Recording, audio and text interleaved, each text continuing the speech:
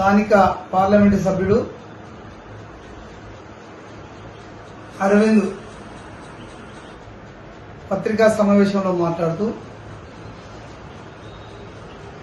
Congress party ముఖ్యమంత్రి పైన మంత్రుల పైన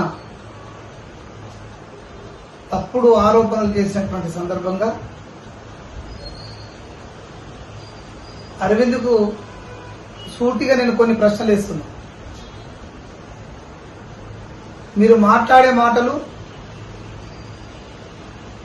కేవలం పత్రికా సమావేశాల్లో ఆరోపణలు చేయాలని తప్ప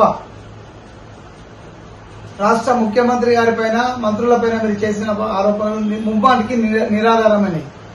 ఎందుకంటే ఈ రాష్ట్రంలో ప్రజాపాలన వచ్చిన తర్వాత రాష్ట్ర ముఖ్యమంత్రి రేవంత్ రెడ్డి గారు చేస్తున్నటువంటి సంక్షేమ పథకాలు అయితేంది, ఇస్తున్నటువంటి సంక్షేమ పథకాలు అయితేంది, చేస్తున్నటువంటి అభివృద్ధి కార్యక్రమాలు అయితేంది, ప్రజల వద్దకు వెళ్లి ప్రజలు సంతోషంగా ఉన్న సందర్భంలో ఎక్కడ మాకు పుట్టగతులు ఉండవనే ఉద్దేశంతో మీరు చేస్తున్నటువంటి అసత్య ఆరోపణది.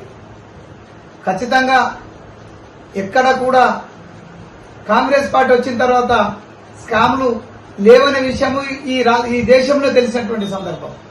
కానీ ఈరోజు ఈ దేశ యువత ఒక పక్క నీటి పేపర్ లీక్ తోటి దేశ యువత మీ ప్రధానమంత్రి మోడీ పైన ఉద్యమాలు చేస్తుంటే దాన్ని పక్కదో పట్టించే కార్యక్రమంలో భాగంగా మీరు చేసిరని భావిస్తున్నాం. సిగ్గుండాలి మాట్లాడేటప్పుడు. ఒక పార్లమెంటు సభ్యుడిగా యువతకు మాకు ఆదర్శం అని చెప్పుకునే మీలాంటి వాళ్ళు నీటి పైన ఒక్క మాట కూడా మాట్లాడలేకపోయినరు. ఎందుకు ఆ మాట మాట్లాడలేరు? ఆ నీటిలో జరిగినటువంటి అవినీతి స్కామ్ లో మొత్తం బీజేపీకి సంబంధించినటువంటి ముఖ్య నాయకుల అనుచరులు ముఖ్య నాయకులే ఉన్నారు. అందులో సాక్షాత్ ధర్మేంద్ర ప్రధాన్ కేంద్ర మంత్రికి కూడా రాజీనామా చేయాలని దేశ యువత ఉద్యమాలు చేస్తుంటే తప్పుదో పట్టించడానికి ఈ రాష్ట్రంలో బీజేపీ ఎంపీగా నువ్వు చేస్తున్నటువంటి ప్రయత్నం ఏదైతే ఉందో ప్రజలు నమ్మరని ఈ సందర్భంగా తెలియజేస్తున్నా.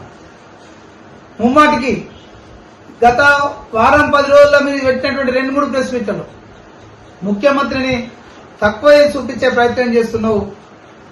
అరవింద్ నువ్వు గుర్తుంచుకో, ఆకాశం పైన ఉమ్మేస్తే అది నీ ముఖం పైన పడుతుందని గుర్తుంచుకోకపోతే జరిగే పరిణామాలన్నీ కూడా నిశ్చితంగా ప్రజలు గమనిస్తున్నారు. రాష్ట్ర ముఖ్యమంత్రి రేవంత్ రెడ్డి గారు ఏం పని చేస్తున్నారు, రాష్ట్రంలో మంత్రులు ఏం పని చేస్తున్నారు. కానీ నువ్వు ఇప్పుడు 2 సంవత్సరాలు గడిచింది పార్లమెంటు సభ్యుడిగా ఎన్నికై, కనీసం మన జిల్లా సమస్యలపైన నువ్వు ఎక్కడ మాట్లాడినటువంటి సందర్భం లేదు. కనీసం రాష్ట్ర ప్రభుత్వంతో కూర్చుండి నీ పార్లమెంట్ లో ఉన్నటువంటి సమస్యల మీద మాట్లాడే తీరిక లేదు. కానీ కేవలం పోరంబోకు మాటలతో తప్పుడు ఆరోపణలతో పబ్బం గడుపుకోవాలని చూస్తున్నటువంటి నీ తీరు గణనీయము. ఖచ్చితంగా ఇదే విధంగా కొనసాగితే నీకు త్వరలో ప్రజలు బుద్ధి చెప్తారనే విషయాన్ని తెలియజేస్తూ, ఎవరు ఒప్పుకున్నా ఒప్పుకోకపోయినా ఈ రాష్ట్రంలో ముఖ్యమంత్రిగా రేవంత్ రెడ్డి గారు వచ్చిన తర్వాత జరుగుతున్నటువంటి అభివృద్ధి విషయంలో గాని సంక్షేమాల విషయంలో గాని ఎవరు క్వశ్చన్ చేసే స్థితిలో లేరు. ఇదేం కనిపిస్తలేదా నీకు అరవింద్? ఒక పక్క దశాబ్దాల కాలంగా ఉన్నటువంటి ఇబ్బంది, ప్రజల ఆకాంక్ష ఏదైతుందో రేషన్ కార్డుల విషయంలో అడిగిన ప్రతి ఒక్కరికి అర్హులైనందరికీ కూడా రేషన్ కార్డు ఇచ్చినటువంటి చరిత్ర రాష్ట్ర ముఖ్యమంత్రి గారు. అదే విధంగా ఈ రాష్ట్రంలో సన్న బియ్యం ఇస్తూ ప్రజల అవసరాలు ఇస్తున్నది ముఖ్యమంత్రి గారు. కానీ ఒక పక్క ఈ రాష్ట్రంలో వరి కొనుగోళ్లపై మీరు చేసినటువంటి రాద్ధాంతాన్ని ప్రజలు గమనించారు. ఎక్కడ స్పందన రాకపోవడంతో అర్ధాంతంగా ముగించినటువంటి చరిత్ర బీజేపీ వాళ్ళది. ఈ దేశంలోనూ హైయెస్ట్ ప్యాడీ కొనుగోలు చేసినటువంటి చరిత్ర ఈ రాష్ట్ర ముఖ్యమంత్రిది, ఈ రాష్ట్ర కాంగ్రెస్ ప్రభుత్వం అనే విషయం మీరు గుర్తుంచుకోవాలా. ఒక పక్క చెప్తున్నాడు ముఖ్యమంత్రి గారు, మీకు సిగ్గు లజ్జ శరమేమని ఉంటే ఈ రాష్ట్రానికి వచ్చే ఫండ్స్ విషయంలో మోడీ గారితో ఫైట్ చేయండి, మీతోటి కలిసి వచ్చేందుకు సిద్ధమని ముఖ్యమంత్రి గారు చెప్తున్నా దానిపై మాట్లాడకుండా ఎవరికి వాడు మీ దాంట్లో మీరే సఖ్యత లేని వ్యక్తులైన మీరు ఎవరికి వాడు ఇష్టం వచ్చినట్టు మాట్లాడుకుంటూ ఈ ప్రభుత్వాన్ని తప్పుగా చిత్రీకరించే ప్రయత్నాన్ని ఖచ్చితంగా ప్రజలు మిమ్మల్ని ఎండగడతారు.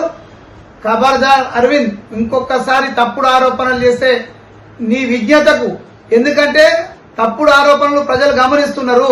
ముఖ్యమంత్రి గారు చేస్తున్న పనులను ఇవాళ 35,000 కోట్ల పైన రూపాయలను రైతుల ఖాతాలో వేసి ధాన్యం కొనుగోలు చేసినటువంటి చరిత్ర, విత్ ఇన్ ద ధాన్యం కొనుగోలు చేసిన వారం రోజుల లోపల పేమెంట్ చేసిన చరిత్ర రాష్ట్ర ముఖ్యమంత్రి రేవంత్ రెడ్డి. కాబట్టి అభివృద్ధి విషయంలో గాని సంక్షేమాల విషయంలో గాని కాంగ్రెస్ పార్టీ నీలాంటి ఉక్కదుంపుడు ఉపన్యాసాలకు అసమర్థులైన వ్యక్తులకు ఎట్టి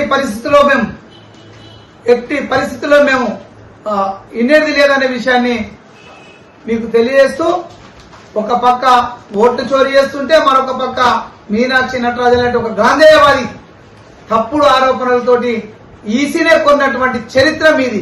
ఎవడ అవినీతి పరుడు? ఇవాళ బెంగాల్లో చేసినటువంటి 20 మంది ఎంపీలను కొనుక్కున్నది చూడు, అది అవినీతి అంటారా? దాన్ని ఇంకో ఏమంటారో చెప్పాలా? అవినీతి గురించి మాట్లాడే నైతికత నీకు ఎక్కడ ఉంది అరవింద్? అవినీతిలో పుట్టి పెరిగినటువంటి వ్యక్తి నువ్వు నీ పెరుగుదలనే అవినీతితో పెరిగింది, నీ ఆస్తులన్నీ కూడా అవినీతితో వచ్చినాయి.